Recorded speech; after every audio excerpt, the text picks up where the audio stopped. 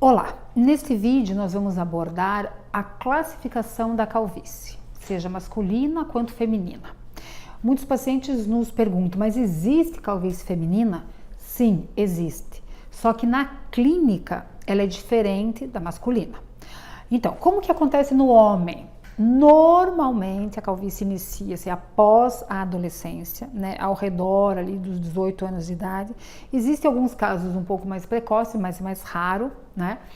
E acontece cedo naqueles pacientes que têm uma genética expressiva, ou seja, tem uma herança tanto do lado do pai quanto do lado da mãe, e casos graves de calvície. Óbvio que quando começa muito cedo, a probabilidade dessa pessoa ficar totalmente calva no topo da cabeça é quase de 100%, né? Como já dissemos no nosso vídeo anterior, os calvos nunca perdem a porção posterior aqui, porque nessa região de trás da cabeça não existe a ação do hormônio de hidrotestosterona, porque embriologicamente falando é uma origem diferente da parte de cima da cabeça.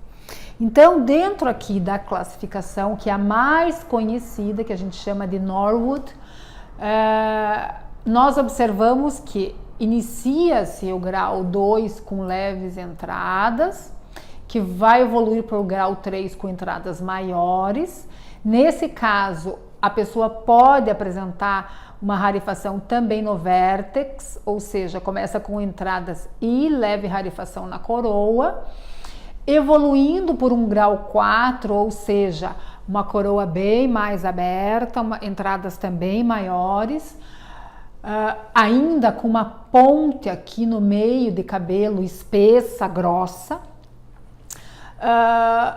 Quando essa ponte lateral aqui no meio começa então a rarear, né? E você conseguir praticamente, é uma linha que vai juntar aqui a coroa com a parte anterior, já é considerado um grau 5.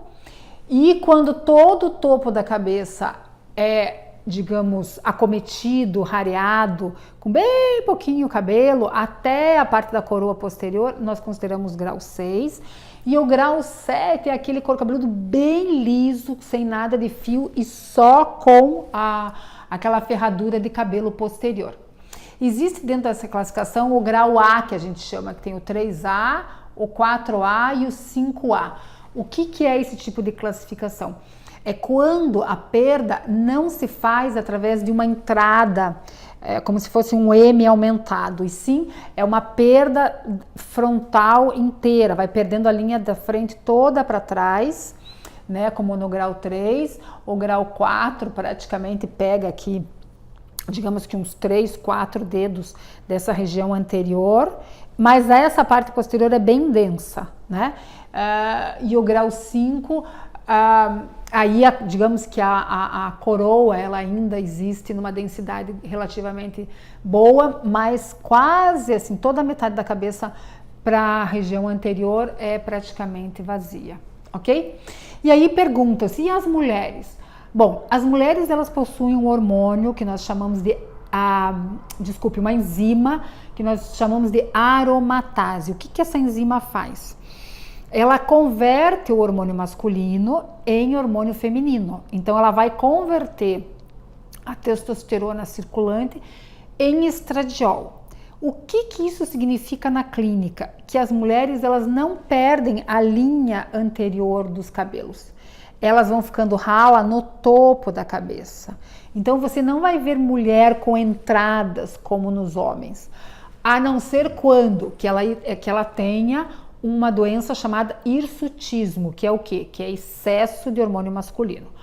Normalmente as mulheres com calvície, elas não apresentam excesso de hormônio na circulação, ou seja, você faz exame de sangue, ele não dá alterado, ok? Ele dá normal, a dosagem do DHT, da testosterona, da hidrotestosterona, do 17-alfa-estradiol, que são hormônios que nós dosamos, eles dão todos normais. E pela ação então dessa aromatase, que ela é bem mais alta no homem do que na mulher, existe essa proteção.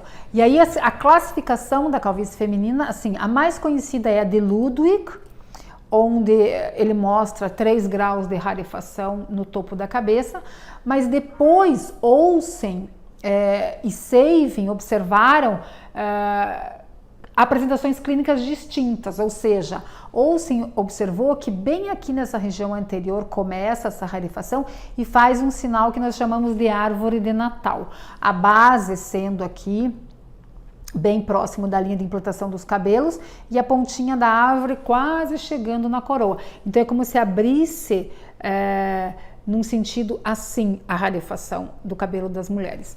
E Sabin também demonstrou um maior número de classificações para você poder enquadrar todas as mulheres, né? Porque a classificação de Ludwig era muito simples, grau 1, 2, 3. E nós observamos várias, obviamente, tipos de apresentações clínicas distintas, ok? Mas ambos, tanto o homem quanto a mulher, estão relacionados com o hormônio masculino. Agora é importante salientar o que? Atualmente, acredita-se, e os últimos trabalhos estão saindo, né, que não é só a relação genética e o hormônio masculino o causador e o agravante em relação à perda de cabelo. Como o estilo de vida hoje em dia é muito marcante, muito estresse, muita informação, muita globalização, muita ansiedade, muita depressão, as pessoas sem tempo de se alimentar direito, muitas pessoas que fumam, enfim, existe o fator ambiental que vai agravar a expressão da calvície, ou seja, as pessoas que têm a genética, elas aceleram essa expressão desse gene pelo estilo de vida, né? Por isso que se orienta uma dieta saudável, rica em frutas, verduras, proteína, cuidar com os regimes alimentares abaixo de 1000 calorias, que o cabelo, como a gente sabe, ele não é um órgão vital, ou seja, os nutrientes essenciais primeiro vão para os órgãos vitais, né? Cuidar com o estilo de vida, de muito estresse, pouca atividade física, enfim. Então, o meio ambiente hoje em dia influencia muito na expressão da doença. E isso é o que nós chamamos de epigenética, que nós vamos abordar mais detalhadamente num outro vídeo, ok? Muito obrigada.